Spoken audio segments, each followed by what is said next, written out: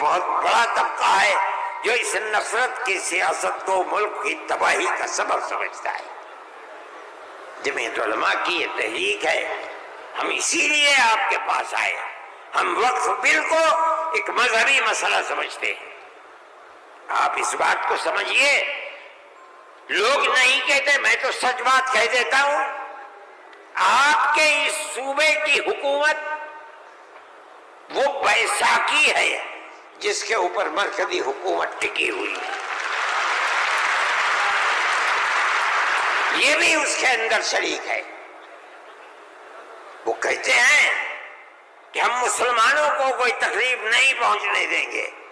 میں نے جو بات کہی ہے اسی لیے کہ یہ آواز ان تک پہنچے کہ وقف کو زندہ رکھنا یہ ہمارا مذہبی فریضہ ہے، ہمارا مذہب ہے وقف۔ اگر آپ اس کی تائید کریں گے تو مسلمان خود فیصلہ کرے کہ آپ کی گورنمنٹ آپ کے مذہب کو زندہ رکھنا چاہتی ہے یا آگ لگانا چاہتی ہے۔ جمعیت علماء ہند زندہ باد، مولانا ارشد مدنی، نعرہ تکبیر، اللہ اکبر، ارشد مدنی قلم بڑھاؤ، تمہارے ساتھ ہیں، جمعیت علماء ہند زندہ باد۔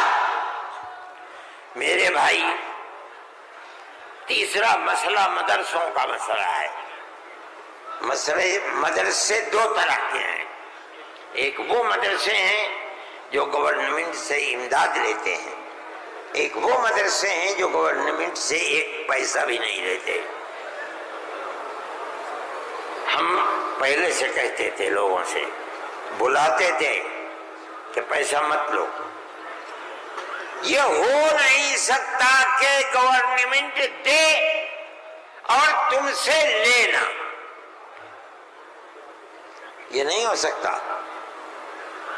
آج سے تقریباً 15-20 سال پہلے دلی کے اندر ایک میٹنگ بلائی،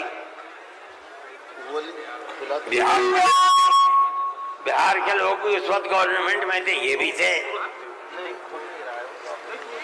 اور وہ یہ تھی کہ مدرسے والوں کو ہم پیسہ دیں گے۔ سب نے منع کر دیا کہ ہم نہیں جائیں گے۔ میں نے یہ سوچا کہ مجھے جانا چاہیے، چنانچہ میں چلا گیا وہاں۔ انہوں نے مجھے اسٹیج پر بلا دیا، اس کے اندر بڑے بڑے وزراء بیٹھے ہوئے تھے، ارجن سنگھ بھی تھے اور دوسرے لوگ تھے۔ وہاں تقریر کرنے والوں نے تقریر کی مدرسوں کے خلاف، میں خاموش بیٹھا رہا۔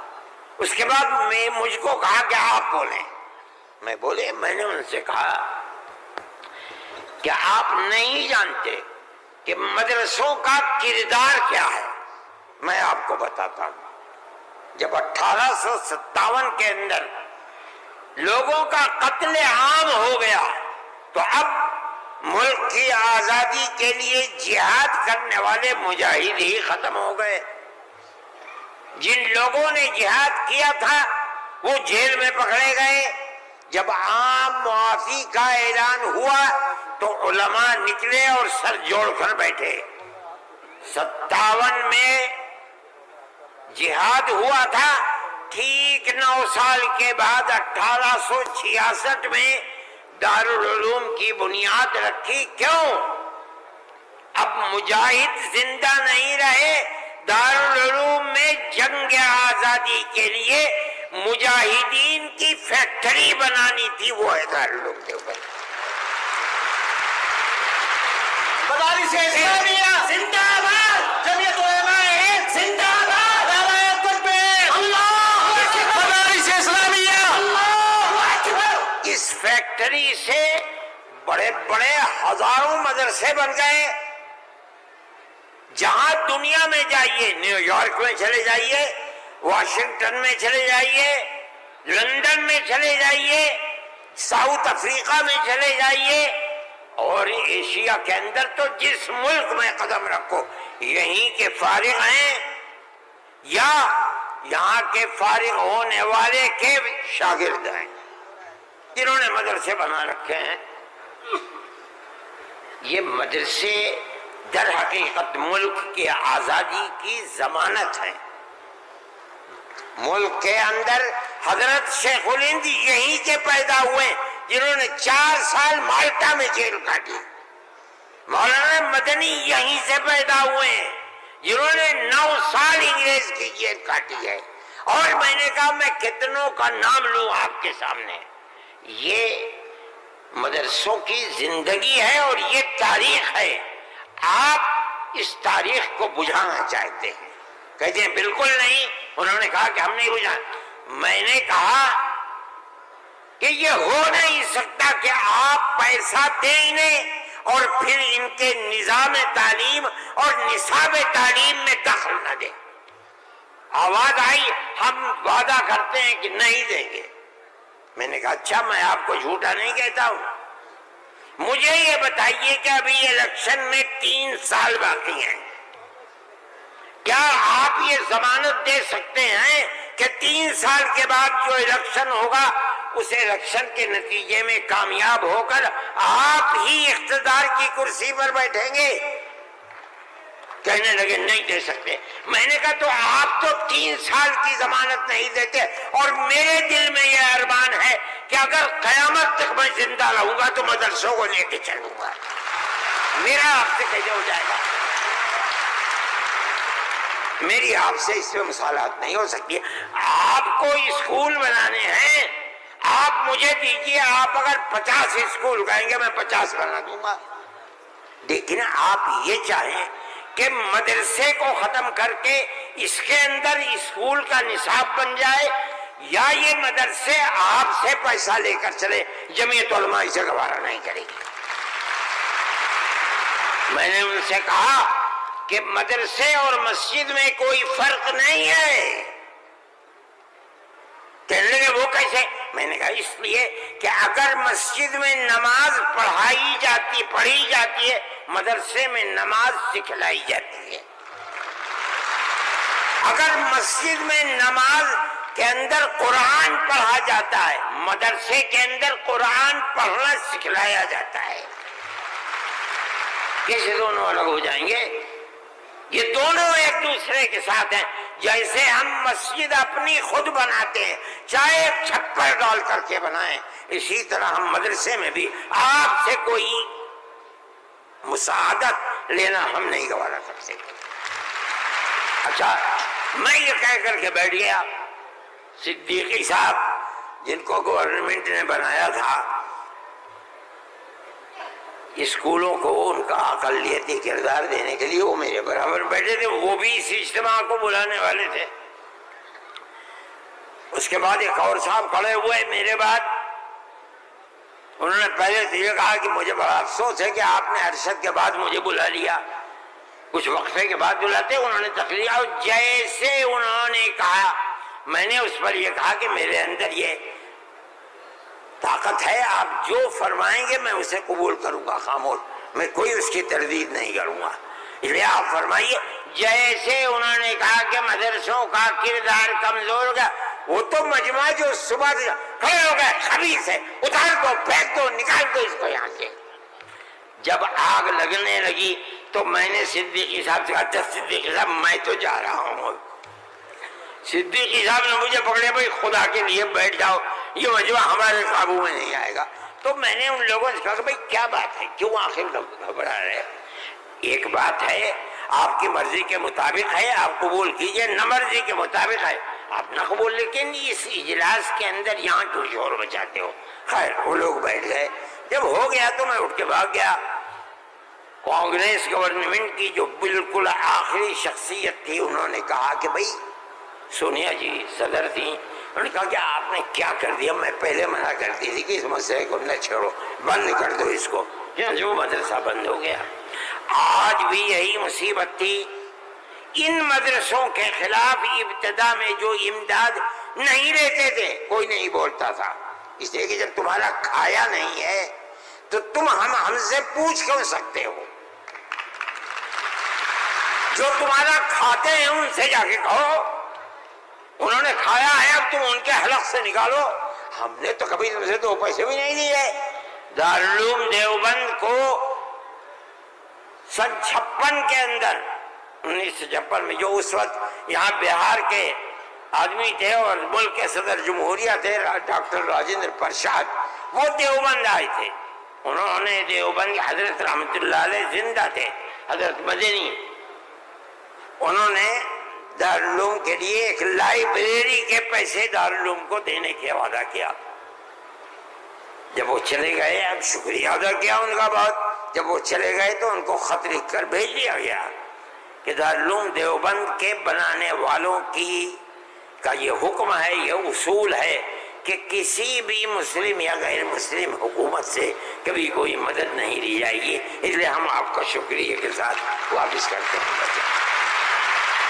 آج تک حکومتوں پر حکومتیں بدل گئیں، انگریز گورنمنٹ، پھر اس کے بعد ہندوستان کی، مگر اس کے اندر کوئی فرق نہیں پڑا ہے. لیکن اس کے بعد جنہوں نے لیا تھا گورنمنٹ سے، پھر اس کے بعد ان مدرسوں کے اندر بھی ہاتھ ڈالنا شروع کر دیا. جمعیت علماء اس سلسلے کے اندر کورٹ میں گئی، اگرچہ ان مدارس کے سلسلے میں کوئی فیصلہ ابھی تک نہیں آیا، لیکن ہم یہ سمجھتے ہیں کہ قانونی اور دستوری اعتبار سے جو گورنمنٹ سے کوئی چیز نہیں لیتے، پہلے لیا جاتا تھا چھٹیوں کے اندر گورنمنٹ سے، وہ قانون تھا کہ جو ٹکٹ طلبہ لے کے گھر جاتے تھے کنسیشن، اس میں پیسہ کم ہو جاتا تھا. جب گورنمنٹ کی نظریں بدلنی شروع ہوئی، دارالعلوم نے بند کر دیا، اس کو ہم نہیں لیتے. یہ بات ہم نے کہی، یہ اللہ کا بڑا احسان ہے کہ جو تبصرہ آیا، ابھی تک فیصلہ نہیں آیا، وہ تبصرہ بھی حق کے اندر ہے. انشاءاللہ جب گورنمنٹ سے کوئی تعلق ہی نہیں ہے اور دستور کی دفعات 25 اور 26 اقلیت کو یہ حق دیتی ہے کہ وہ اپنے اداروں کو قائم کر لے، کوئی رکاوٹ نہیں ہے، تو ہمارے مذہبی اداروں کے اوپر کیسے رکاوٹ ہو سکتی ہے؟ دستور کی یہ دفعات ہمارے لیے چین و سکون اور عزت و آبرو کے ساتھ ملک میں رہنے کا ہمیں حق دیتی ہے. ہم یہ سمجھتے ہیں کہ مستقبل کے اندر بھی انشاءاللہ ہم اپنے ان پروگراموں کے اندر کامیاب رہیں گے.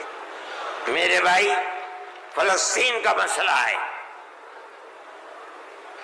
دیکھیے، جب یہ مسئلہ ہوا اسی دن ہماری گورنمنٹ نے ایک بات کہی کہ یہ دہشت گردی ہے، فلسطینیوں نے حملہ کیا اسرائیل کے اوپر. میں نے کہا یہ بھی گورنمنٹ جانتی نہیں ہے. جب میں نے اگلے ہی دن بیان دیا کہ یہ غلط ہے، اسرائیل کو بنانے والوں نے بنایا تھا، بیت المقدس اسرائیل سے باہر تھا، فلسطین آزاد تھا. اسرائیل نے امریکہ کی مدد سے اور یورپ کی مدد سے بیت المقدس کو، فلسطین کو، تمام فلسطین کے اوپر زبردستی حملہ کر کے فلسطینیوں کو غلام بنایا اور اپنے اندر داخل کر دیا. پھر یہی نہیں، 2-4 سال کے بعد حملہ کیا شام کے اوپر، اور گولان کی جو پہاڑیاں تھیں ان کو اپنے قبضے میں لے لیا. جب اسرائیل بنا، نہ فلسطین، نہ بیت المقدس، نہ گولان کی پہاڑیاں، کوئی چیز فلسطین میں نہیں تھی. اب فلسطینی اٹھے اپنی آزادی کے لیے. اگر تم ان کو دہشت گرد کہتے ہو تو میں کہتا ہوں گاندھی جی بھی دہشت گرد تھے. جمعیت علماء ہند زندہ باد، مولانا ارشد مدنی قدم بڑھاؤ، نعرہ تکبیر، اللہ اکبر. اس کے بعد سے پھر کبھی یہ بات نہیں آئی. لیکن میں یہ کہتا ہوں کہ جس نظریے کو لے کر اٹھے، اس کا مطلب یہ ہے کہ کچھ جانتے بوجھتے نہیں ہے. کیسے کہہ دیا انہوں نے ان کو دیکھنا چاہیے تھا تاریخ. اگر خود نہیں پڑھتے پڑھے ہوئے لوگوں سے پوچھنا چاہیے تھا، وہ بتاتے آپ کو کہ ہو کیا رہا ہے. میرے بھائی میں یہ بات کہتا ہوں کہ جمعیت علماء کی ایک تاریخ ہے اور جمعیت علماء اس چیز کے اوپر ہے. ہمارا اس وقت کا مسئلہ صرف ایک ہی مسئلہ نہیں، بہت مسائل ہے، لیکن وقف ترمیمی بل کا مسئلہ بھی یہی ہے جس کو جاننے کی یہ ہمارا مذہب ہے. ہم یہ کہتے ہیں بہار کی گورنمنٹ کو بھی، آندھرا گورنمنٹ کو بھی اگر وہ کریں گے تو اس کا مطلب یہ ہے کہ مسلمان کے پیٹ کے اندر چھرا گھونپیں گے اور مسلمان کے مذہب کو آگ لگانا چاہتے ہیں. مسلمان کو سوچ لینا چاہیے کہ وہ کیا کرے گا اور مستقبل کے اندر اسے اس جنجال کو کس طرح نمٹانا ہے. ہم ایک بات کہہ رہے ہیں اور ہمیں یہ کہنے کا حق ہے، اس لیے کہ دستور کے خلاف ہے. دستور نے ہمیں مذہبی آزادی دی ہے. آپ وقف کو مذہب نہیں سمجھتے، لیکن اس لیے نہیں سمجھتے کہ نہ آپ قرآن کو جانتے ہیں نہ آپ حدیث کو جانتے ہیں. حضرت عمر رضی اللہ تعالی عنہ نے اپنا ایک باغ وقف کرنے کی نبی کریم علیہ السلام سے اجازت چاہیے جو خیبر میں تھا. آپ نے فرمایا میری رائے یہ ہے کہ تم باغ کو وقف مت کرو بلکہ باغ کی کھجوروں کو وقف کر دو فقراء اور مساکین کے لیے، اس لیے کہ باغ تمہارا رہے گا. باغ اس کا محتاج ہے کہ تم اس کی دیکھ بھال کرو. وقف کر دو گے کوئی دیکھ بھال نہیں کرے گا. باغ تمہارا ہے، تم اس کی دیکھ بھال کرو، جو پھل اس کے اوپر آئے گا وہ فقیروں کو اور محتاجوں کو تقسیم کر دو. انہوں نے ایسے ہی کر دیا. میرے بھائی وقف 1400 سال سے چلا آ رہا ہے. اللہ نے قرآن میں فرمایا ہے، رسول اللہ نے حدیث کے اندر فرمایا ہے، اور چونکہ یہ مجلس اس کی نہیں ہے ورنہ تو بے شمار اوقاف ہیں. خود نبی کریم علیہ السلام نے اپنی زندگی کے اندر وقف کیے ہیں. یہ ہمارا مذہب ہے. آپ کیوں اس کے اندر دخل دیتے ہیں؟ آپ یہ کہیں کہ دستور میں لکھا ہوا نہیں ہے، اس کا مطلب یہ ہے کہ آپ یہ نہیں مانتے کہ مسلمان کو آزادی ہے اپنے مذہب کی حفاظت کی. آپ یہ نہیں جانتے ایک ایک مذہب کی جزئیات کو دستور کے اندر جمع کرنا ممکن نہیں ہے. مذہب اسلام تو آدمی کے پیدا ہونے سے پہلے موت کے بعد تک قبر کے اندر جو صورتحال ہوتی ہے اسلام اس سب کو اپنے احاطے میں لیے ہوئے. آپ کے دستور میں کتنی گنجائش ہوگی اس کی؟ یہ بات کہہ دیا کہ ہمیں اپنے مذہب پر چلنے اور اپنانے کا حق ہے، اسے زندہ رہنے کا حق ہے. ہم یہ بات کہہ رہے ہیں، ہم نہیں چاہتے کہ کوئی دوسرا اس کے اندر دخل اندازی کرے. میرے بھائی میں نے یہ بات کہی اور میں نہیں سمجھتا ہوں کہ اس سے زائد مجھے کوئی بات کہنی چاہیے. اس لیے میں آپ حضرات سے کہ تشریف آوری کا شکریہ ادا کرتا ہوں. میں اس ہال کے اندر 1-2 مرتبہ پہلے بھی آ چکا ہوں، مگر میں نے کبھی مسلمانوں کا اتنا بڑا مجمع یہاں نہیں دیکھا. میں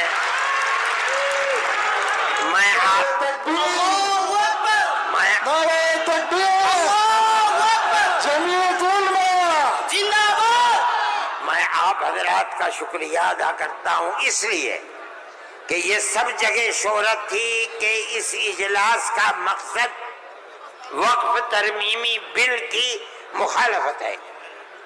اس کا مطلب ہے کہ بہار کا مسلمان ہر اس طاقت کا مخالف ہوگا جو وقف ترمیمی بل کی تائید کرے گا. اس لیے آپ حضرات کا اس گرم جوشی کے ساتھ یہاں آنا، میں جمعیت علماء کے ایک خادم کی حیثیت سے آپ کا شکریہ ادا کرتا ہوں. اللہ آپ کو خوش رکھے، خیر و عافیت کے ساتھ رکھے. آپ اپنے مذہب کو سینے سے لگائے ہوئے زندہ رہیں اور مذہب کو خدا کرے زندہ رکھے۔